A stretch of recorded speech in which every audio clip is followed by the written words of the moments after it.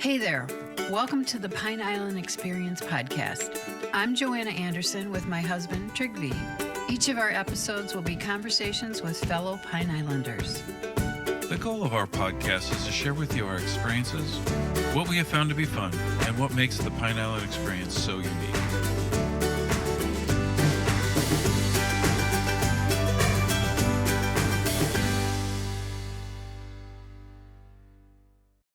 I think just really living here. I've always been, I was one of those kids that was running out in the woods, building forts, playing with stuff, chasing raccoons, whatever. Yeah. So living here and seeing the nature that's here, that's the thing I love most about Pine Island. Like my probably favorite hike is right over there, the St. Jude Trail, walking down that trail and seeing all this stuff. I mean, it's beautiful here. People move. They do animals do too, but people have a mind of their own. I have done some people's stuff. I have done weddings with my friends that are wedding photographers, and it's fine. I enjoy doing that too, but that's never been my thing. You heard Nicole Cicchino, the owner of Matlacha Post Office Gallery and Gifts, answering the question on how she became interested in landscape and macro photography. Nicole has worked in the Matlacha Post Office Gallery and Gifts for over 23 years and has owned the business for over 6 years. Nicole loves taking pictures of nature on Pine Island because it makes her happy, and she loves making the pictures the best they can be for other people to enjoy. And now, here's Nicole. We have with us today Nicole Cicchino. Very, very happy to get you here. We've been admiring your artwork. Thanks for joining us today. Oh, thank you for having me. Certainly. Well, we always start in the beginning. You probably heard that on a couple of them. We want to start where you began, where you were born, where you grew up, where you went to school. Sure. Can you tell us a little bit? Yeah. My family actually moved here in the 70s from Chicago. I was born here. I have lived here my entire life. So I and my brother as well. We are true Pine Islanders. Mm-hmm. And that was I'm not going to say how old I was, late 70s, late 70s. So we've been here through it all. We've seen the island as it's grown and what it is now. So that's my origin story. I went to school at Pine Island Elementary, Wow. Yeah. That's back fantastic. then they had a middle school, went to middle school there. So you didn't have to take the long bus ride. Nope, not until high school. Well, went to Trafalgar, which is not long, Cape Coral. Mm-hmm. That was pretty local, but yeah. So they're living in and around the Chicago area. Mm-hmm. Pine Island is not a common destination for people if you're not aware of a detailed knowledge of Southwest Florida. Do you remember how they ended up choosing Pine Island? Yeah, my dad would come here visiting. I think he had a friend or something, and he's always been into like wildlife and animals and doing things like that. So he would come here visiting, and he drug my mom here. They both have been business owners on the island. My mom still is a business owner here. So they both loved it. How you not love Pine Island when you and back then it was really small, like dirt road on Burnt Store, kind of small. So it was very off the beaten path. But I think, like a lot of people, when they grow up in the cities, they want to escape to something small and nice and quiet, especially when, you're trying to build a family. So they had grown up in the city. So they had seen some stuff back then and ready for a change. Yeah, that is kind of the alpha of the omega. So 8 million people then to come to, at that time, Little Pine Island. So unknown, small, old Florida. Yeah. Not a lot of development. That was a real change. Yeah, but it's actually surprising how many people you run into, though, that you did know from there. Like people that'll walk in the post office and be like, I live down the street from your parents. It's just, it's crazy. Mm-hmm. It's a small world. Everyone seems to end up here at some point in life. I don't know why, if they're just passing through or whatever, but a lot of Midwesterners too. Yeah. If you find Wisconsin and stuff too. Wisconsin, Minnesota, Ohio, Michigan. Mm-hmm. Yeah. We see them all, especially at the post office. When did you first discover photography? How old were you? I got into photography back in high school.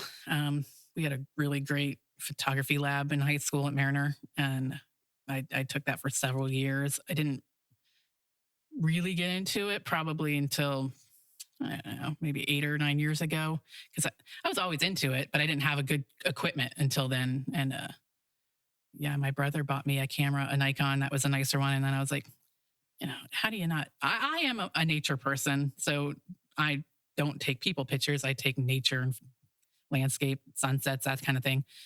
So this is a perfect area for that. You can't not take a picture when you go outside at sunset and see these things. People do it all day long here. So that's kind of how I got into it. And I was already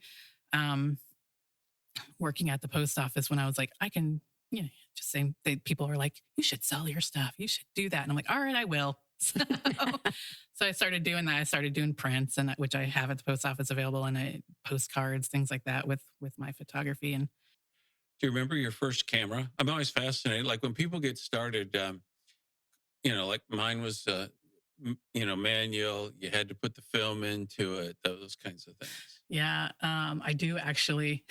I remember, it's kind of like how people when they're young they want a pony. I wanted a camera, and my mom got me like this little Vivitar camera, and I was like, "This is not what I meant." But it was a good starter camera.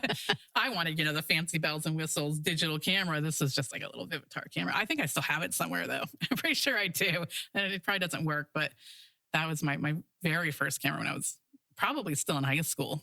And she got me a tripod to go with it. So I had my Vivitar and my tripod taking pictures. And what an advantage to have that lab. I know my high school had a lab, and I think that really fueled a lot of people's interest.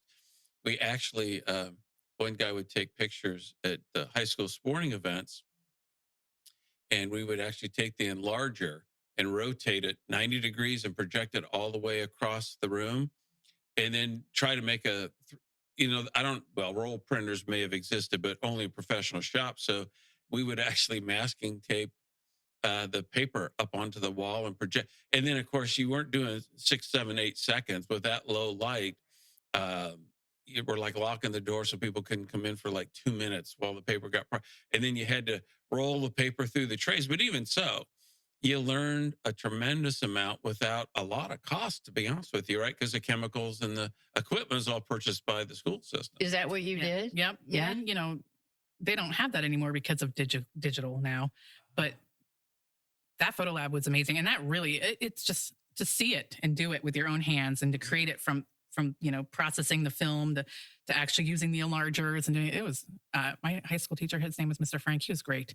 Like, if I could spend all day in that photo lab, I would have. And a lot of kids loved it. I mean, it was a great learning experience. It's really a shame they don't still do that, but there's not a need as much for that anymore now that digital is a thing. Is that where you learn composition and lighting? Yep. They teach you all that stuff. And I learned a lot in that.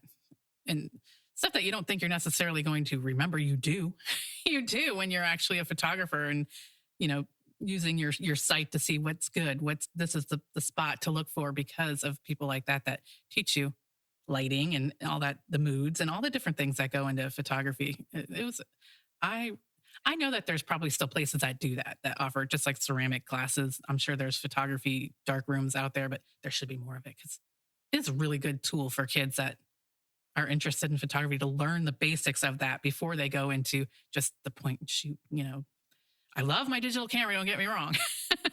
But I did have a small, after high school, I had a small like dark room in my laundry room. It didn't last very long. Did you do the dark? Because I ended up having a dark room at my folks' house for a while. Yeah, I still have the enlarger, but it didn't work out that well because you really got to have it really well. It's got to be a real legit dark room, and anything reflective, it wrecks everything. So it was hard. Under the door, despite the fact you stuffed the towel down there. Yeah. We had our washer and dryer in there, and I was like, something is messing up my lighting. It worked, but it wasn't great. Now, on those other things you mentioned, like the composition, lighting, do you find that's kind of become second nature? Because I think a lot of people look at something, you might have just walked up, set up, taken the picture, but the stuff you've done automatically in terms of the exposure data and those kinds of things, and then you can obviously you probably still shoot a bunch and you say that's not very good, that's not very good. Here's a keeper. Here's one that I really like that, but it's funny how that goes from a conscious process where you're almost doing a mental checklist into where it becomes just second nature and you're interpreting it based upon experience that much faster. Yeah. Yeah, it's probably different for a lot of different people, but a lot of my stuff is trial and error, and I will just take a million pictures until I get what I want. But I do know the basic adjustments of what I'm going to do, especially with the lighting.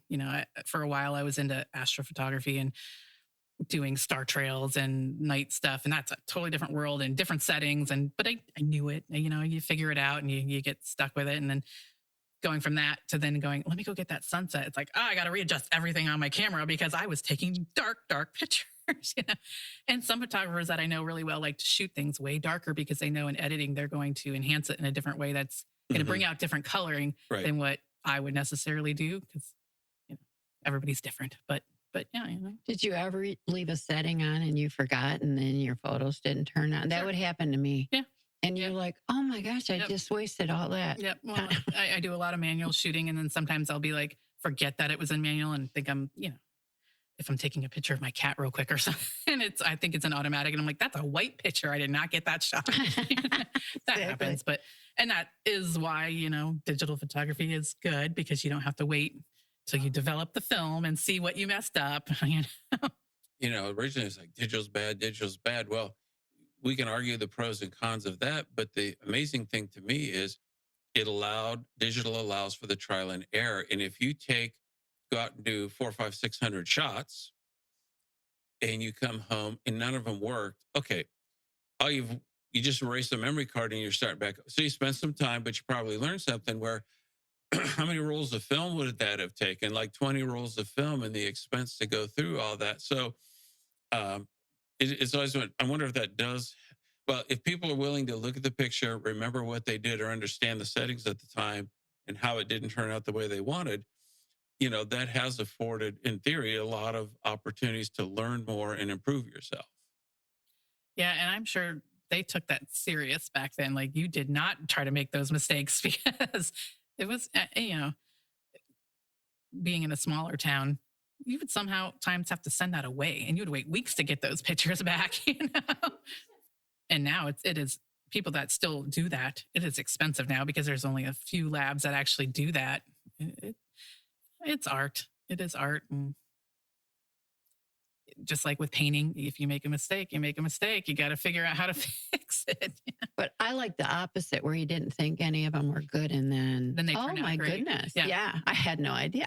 It was luck. Yeah. But for me, yeah, not for you guys, but yeah, that sometimes happens to me with editing them. Like I tend to like the HDR effects and I like to make things brighter and I'll bring out the lighting and the sun and I'll be like, oh my God, now it just went from good to being amazing. And that's my favorite part is makes when you actually happy. See a really good shot that you got, on your little camera screen. It could look good, but when you actually do it and you get it on the computer, like that looks great. That's exactly what I wanted. I'm just happy when it's in focus. Yeah. That's always a good thing. That's a good thing. Straight, especially with like landscapes. I do a lot of wide angle shots, and that's sometimes it's hard to get the landscape straight because it warps it a little. But I've got that kind of figured out, I think. Well, and you've got, if you said sun or sunsets, excuse me, so there's a lot of changing light that you're constantly adjusting to, correct? Yep.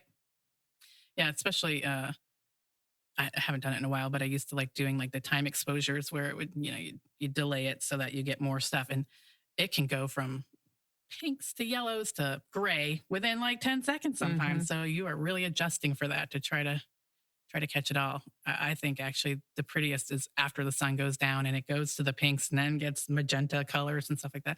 And I mean, the camera can catch way more than what an eye can see sometimes, but there, like you said, there are some things that they kind of color correct. And I mean, even print labs color correct sometimes for you. And you're like, I didn't ask you to do that. Now you changed my colors. So it is. And, and even when you're looking on a computer screen, what it's showing you can be not what you saw or what your camera saw. There's a lot of different factors in that, but just kind of make it the best you can. I try. So you say you don't shoot people. What got you into, what do you think drove that interest in those things that you do? So you mentioned some landscapes, some sunsets, some astrophotography, et cetera. Where do you think driving for that or where did the enjoyment come that made you focus over there versus, there's wedding photographers and portraiture and those kinds of things? Yeah. I think just really living here. I've always been, I was one of those kids that was running out in the woods, building forts, playing with stuff, chasing raccoons, whatever. Yeah. So living here and seeing the nature that's here, that's the thing I love most about Pine Island. Um, my probably favorite hike is right over there, the St. Jude Trail, walking down that trail and seeing all this stuff. I mean, it's beautiful here. People move. They do what animals do too. But people have a mind of their own. I have done some people stuff. I have done weddings with my friends that are wedding photographers, and it's fine. I enjoy doing that too. But that's never been my thing. And also a part of it was that when people want to pay you to do stuff, it's not as fun anymore. And Right. When they're like, "Can I hire you to?" Then it's like, you have to produce really good stuff for them, not for you and what you want to show. And like I've done, I used to do the Mermaid Festival at Burt's Pine Bay, and I did that a few times just to volunteer. And they were friends of mine and stuff, and that was fun. It's just not my passion. You know what I mean? Not what I want to see. I love seeing, the perfect bird flying, like even insects, bees. I love bees flying around looking cute. And the macro shots when you can get those little things and actually see the little fuzzies like that you don't see with your eye. That stuff, that excites me when I actually see it. So talk a little bit more about macro, because I think maybe some people don't fully understand. So you're at least changing the lens or some other accessory on the camera, but describe kind of how you go through that process and the changes with your setup. Sure. There's macro lenses and it's just really, sometimes you have to be farther away depending on the lens to zoom in on something to get a really clear shot.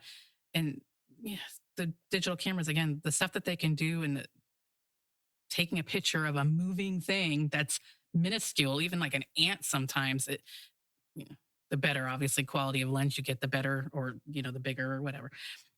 It's going to get that little tiny shot. And you can even get stuff for your cell phones that do that now to do macro things. There can be little, it's almost like a microscope, and you can zoom in on a piece of fungus on a tree and see all of these things. It's amazing. But like everything else, for stuff like that, you got to be in manual settings and get the right exposure. And I prefer to be a little bit farther away and use a more zoomed in lens, but everyone's different. Everyone makes it work in their own way. I have friends that are really into it, and they get all the equipment and they get really in there to see some things. And I'm just like, look at my bee. He's cute. But your bee flies away. That's what's you're sitting there. Finally got, and they flew. It can be hard because you got to sit there for a minute. They're busy, and again, it kind of is silly because I'm like, people move. Well, the last few years with COVID and everything that's gone on with the hurricane and our landscapes and stuff, I've been volunteering at Helping Paws. Shout out to Helping Paws, our island cat sanctuary. Most of my photography has been of the cats there, and they are definitely moving. They do not want to sit still, but that makes me happy because it's not even about getting a really good cat shot. It's about someone might see that picture and be like, I need that cat. I want to adopt that cat and bring it home and be part of my family. And that actually makes me feel like I'm really doing something helpful, You are, because they're going to see a cat and it's like, that looks like Fluffy. I want that cat. Yep. And we get a lot of that. I mean, a lot of the people that come in there have seen pictures on Facebook and things like that. I also run their TikTok and we make videos every week. We do a little weekly Catterday news. Oh, those video. are adorable. Yeah. Yeah. So we make that happen. And it just... Marnie said she had someone doing all that. I didn't know it was you. That's me. Yeah. Marnie, So we're talking about her earlier. She's a great person, the stuff she does there. Yeah. So if anyone's out there is looking to adopt a cat, we have a great shelter on the island that has over 100 cats looking for homes. And lots of all ages. Yeah. Lots of cats. Yes. Lots of I do enjoy taking pictures of them and doing those videos. Well, their faces are adorable. They are. Yeah. They are. And then, shelter cats, like I said, they're all ages. The kittens are cute. It's, of course, cute to take pictures of cute kittens. But then there's a lot of senior cats and they don't always look the best. But I try to take pictures of them, making them look as great as I can because they're great cats. They deserve a home too, just because they're older. That doesn't matter. So you talked about the goal of that photography being not necessarily driven by your artistry per se, but that somebody wants to adopt.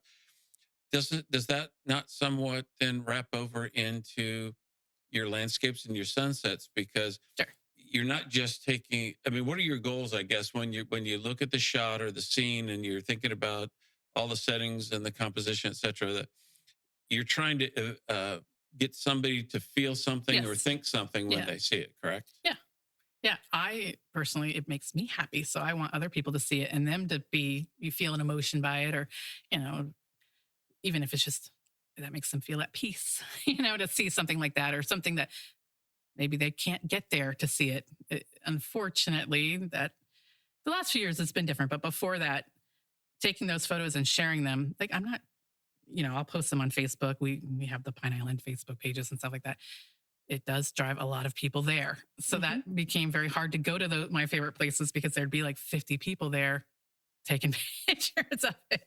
That's an unfortunate side effect of sharing our great island with the world. But I don't know. I like to try to take it and make it the best that I can see it for other people to enjoy it. But yeah, and then I guess that is similar with the cats. I mean, it just brings me happiness to do that in hopes that it helps somebody. Well, because, and I'm sure you've experienced it, there can be a shot that's well composed, very good technically, but as you're sitting at your computer doing it, you kind of go, yeah, it's just blah, Yeah, right? that happens. It's okay. It's nice. I'm very critical on my own self. Yes. Yes. But then you can take something else and you can see, it recreates what you saw when you were there. And I think that's probably the game changer in terms of what then you derive happiness and then hopefully somebody else does. Yes. Yeah. And, like you said, you can take the shot. I have a shot it's in the end of Bokeelia. There used to be like a couple of chairs sitting out by some palm trees, and you could see the pier in the background. And I driven by that so many times, and I was like, I want to take a picture of that. And I was like, I'm going to do it today. And so I stopped, took a couple pictures, got home. I'm like, just not right. So I went back like 3 or 4 days until I got the picture that made me happy. You know what I mean? And it's the same exact thing.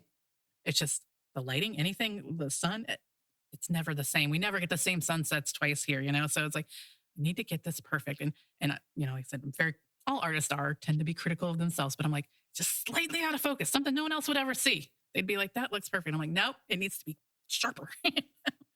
But yeah, you can take a million shots and not be happy with it until you get the one you like, or you can be like, I like them all.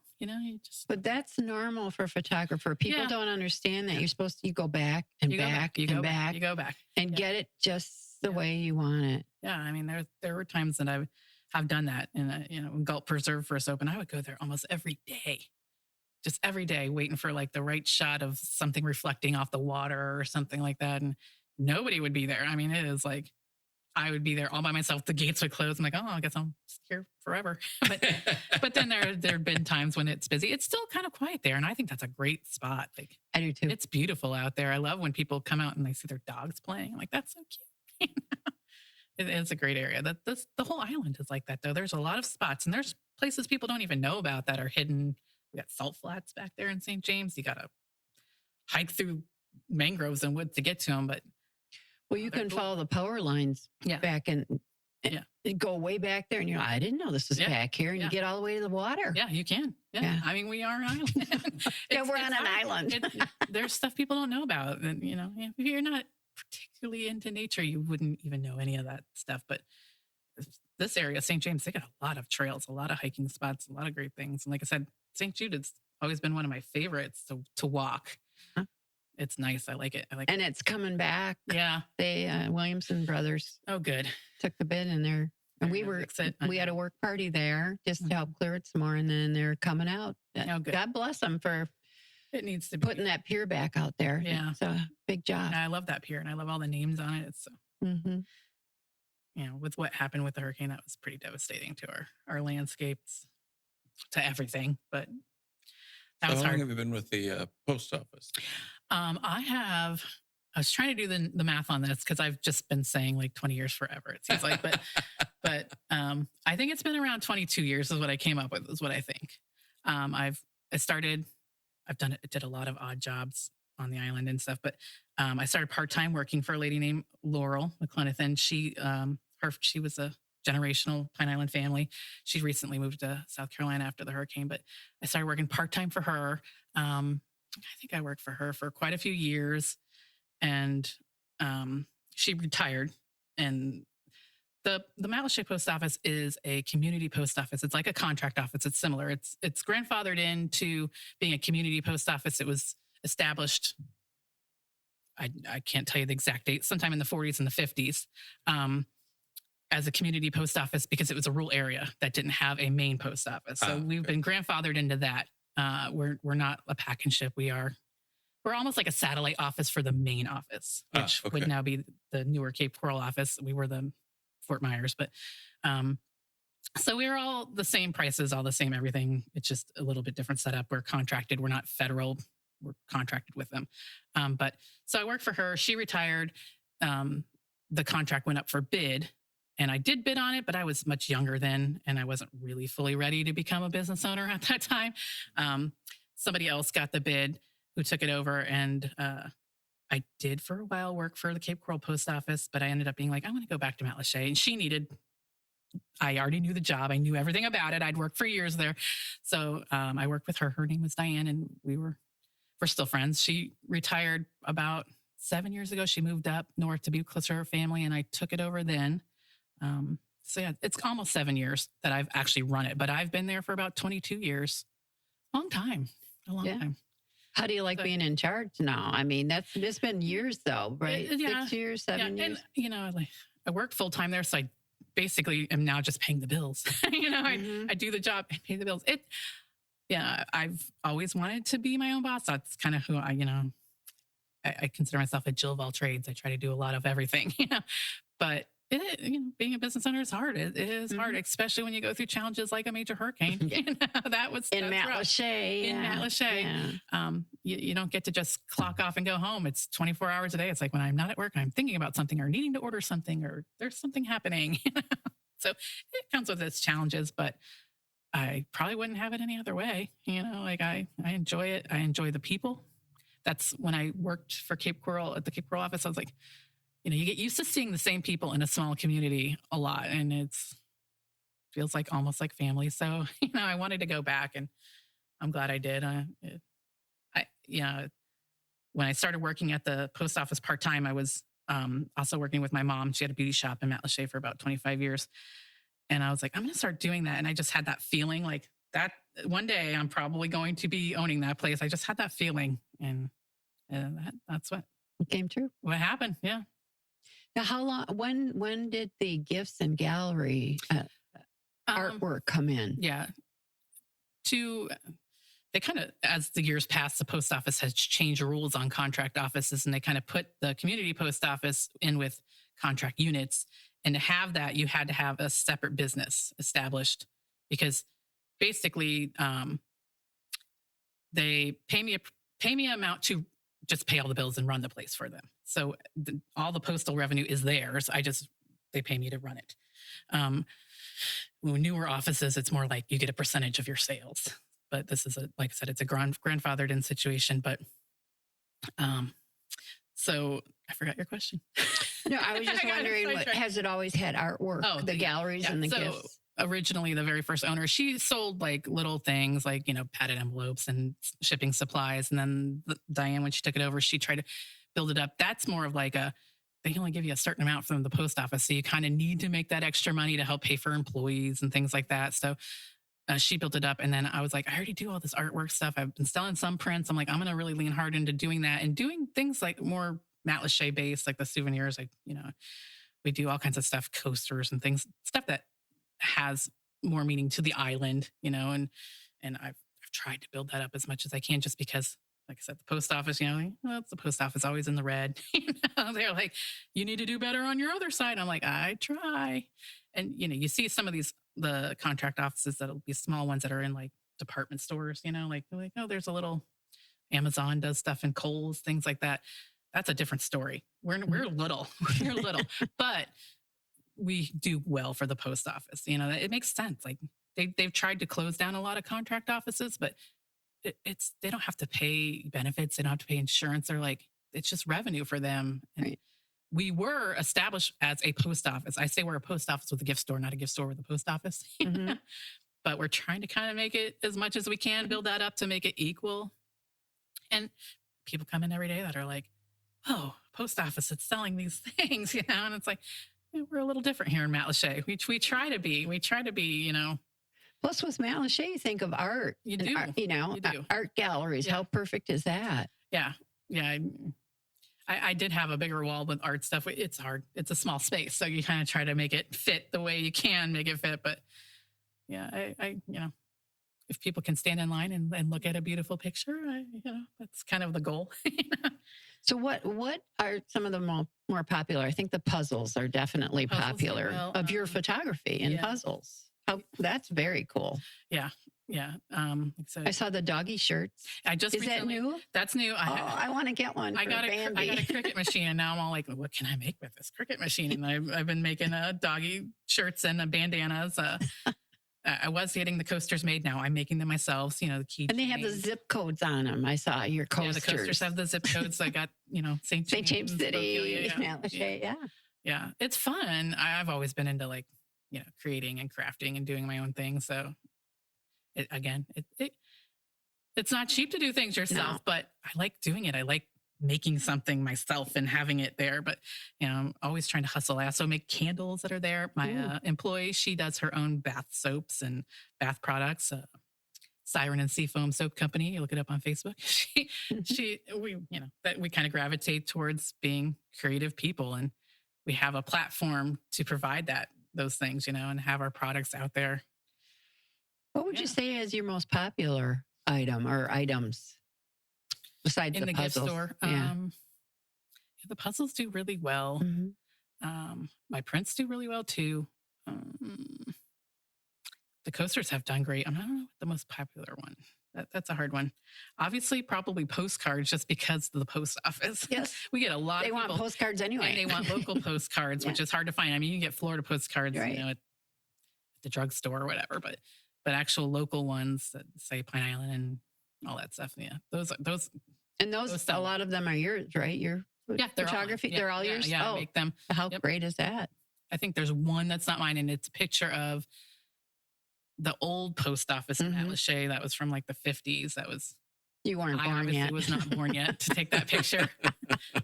But yeah, so I replicated that just because it's a cool picture. It's neat to see what it used to be. It used to be like an outdoor. It was a grocery store, and they had mailboxes, and it was just all outdoor. And you'd walk up to the window, and that's cool. Yeah.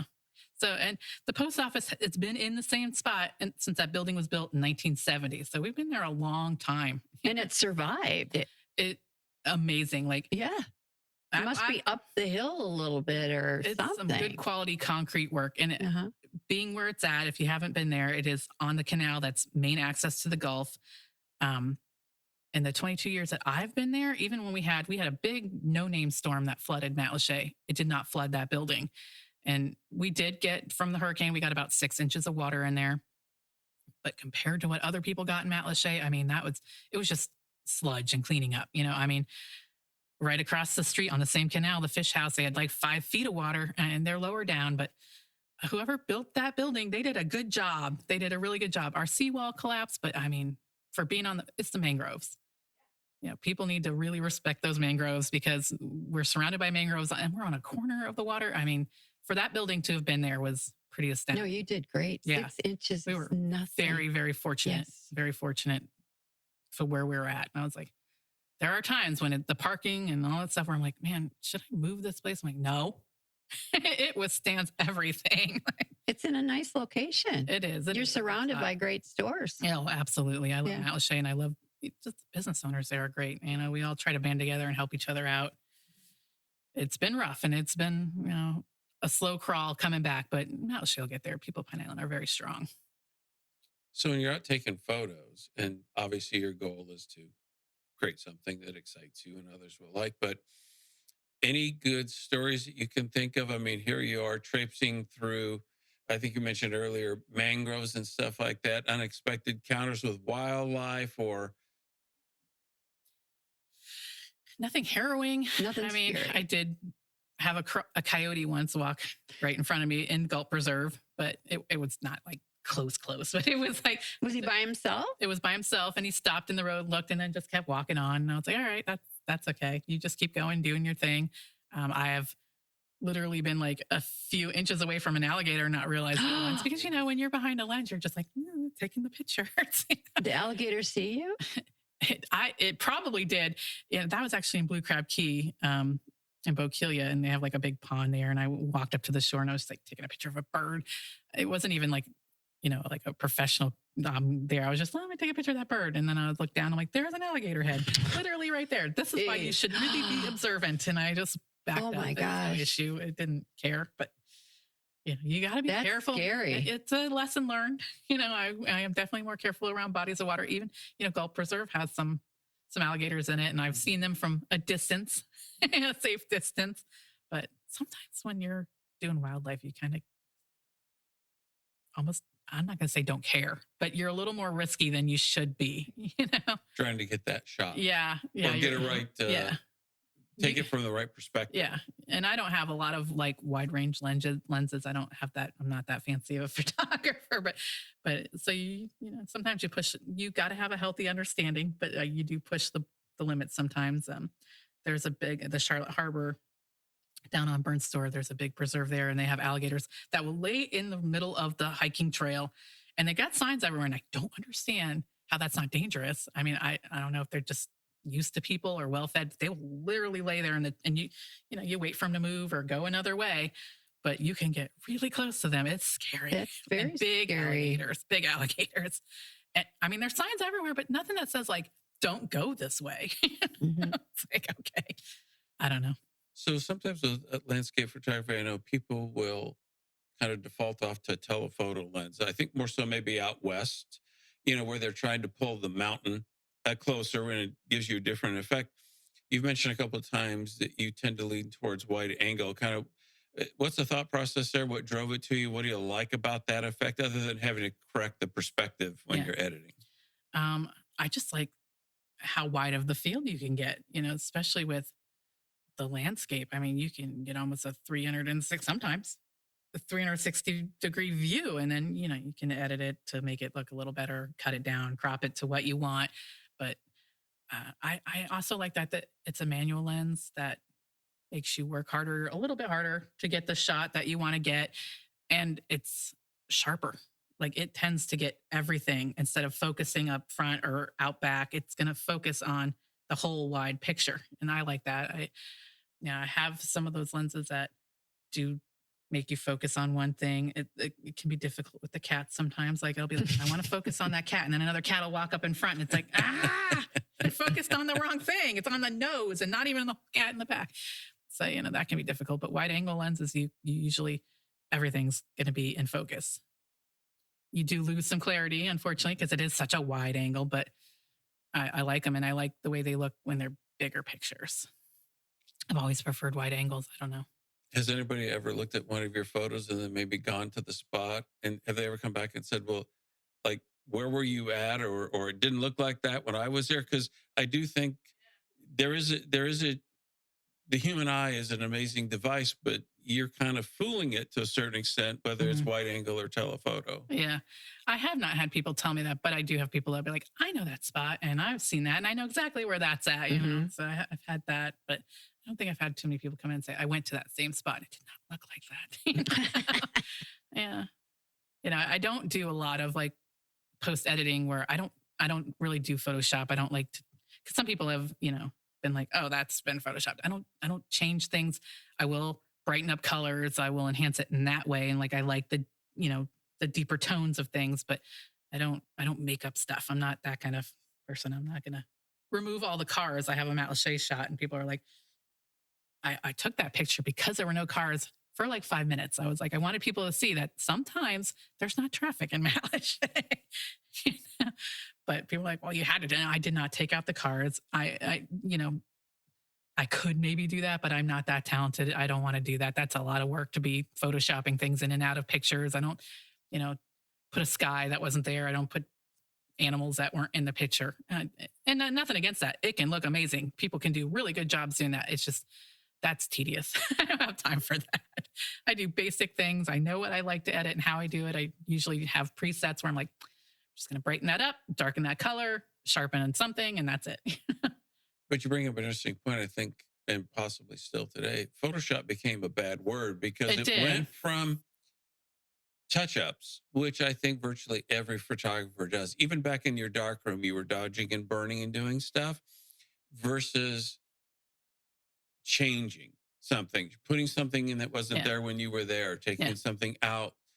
And I know people say, well, that, that tree limb was bothering the view and they just take, so they'll make minor, and I suppose everybody lands at different places on the issue. But I know one time there was, I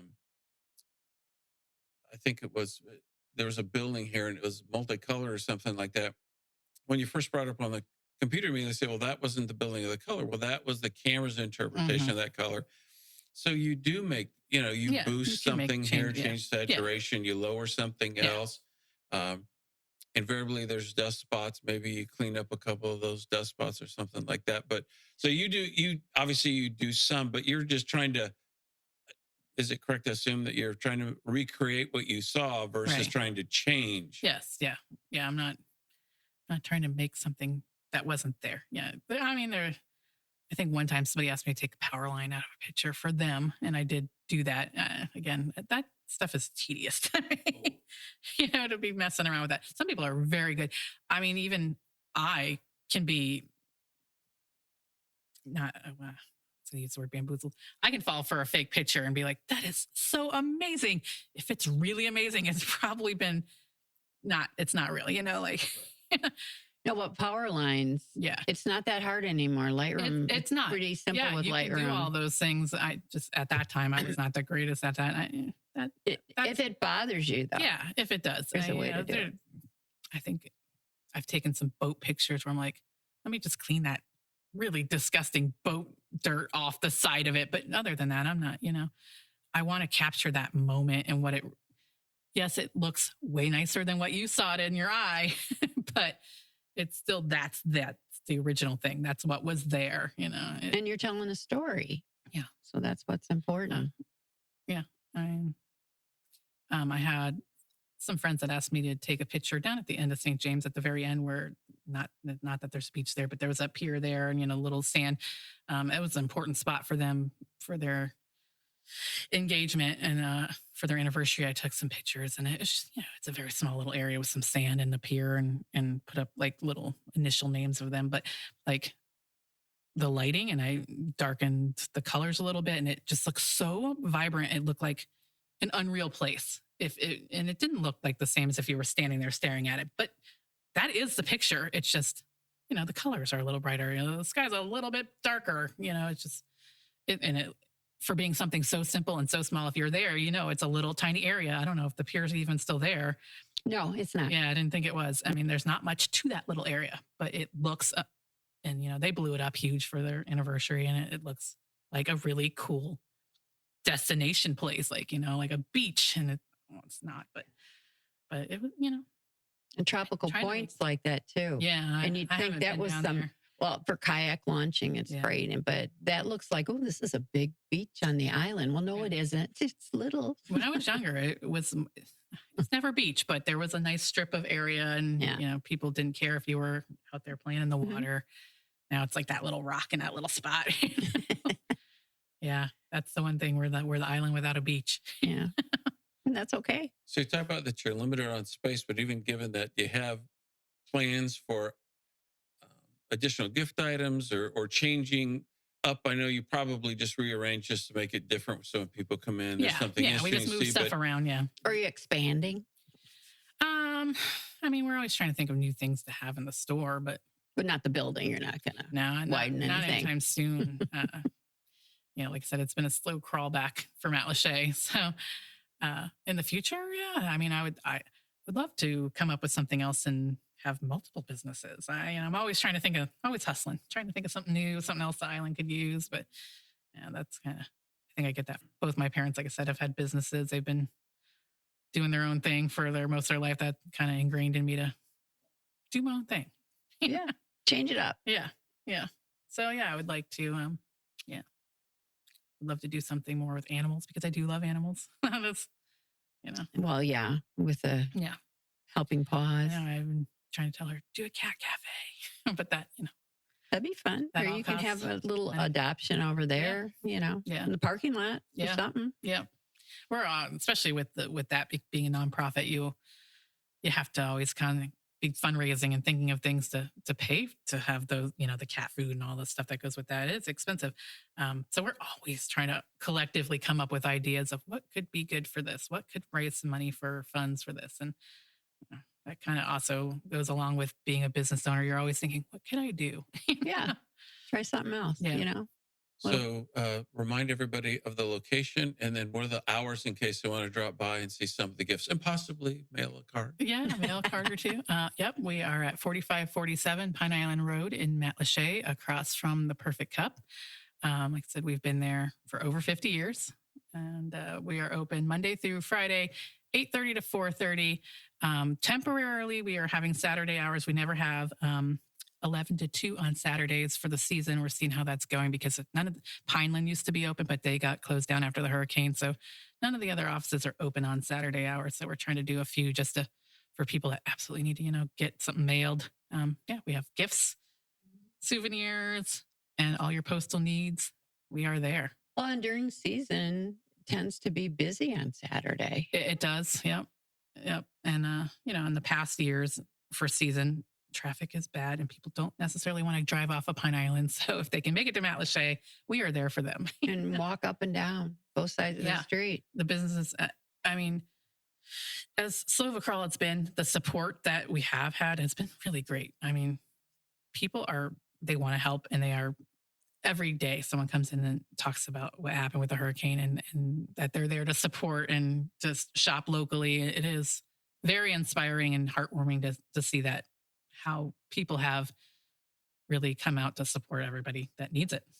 Okay. Thank you very much. Yeah, it was great. That was interesting. Yeah. It wasn't that hard, was it? No, it absolutely was not hard. It's your first podcast. And You did great. Podcast. You sound wonderful. Oh, thank you. Thanks so much. Thank you for having me. We hope you enjoyed our Pine Island Experience podcast. If you have any ideas for us, people to interview, or any comments, please feel free to email them to us at pineislandexperience@gmail.com. That's pineislandexperience, all one word, @gmail.com. Don't forget to like us, and you may subscribe to this podcast using all the major catchers like Apple iTunes, Google Podcasts, and Spotify. Thanks again for listening, and remember, island life is a constant vacation. We'll see you on the next podcast.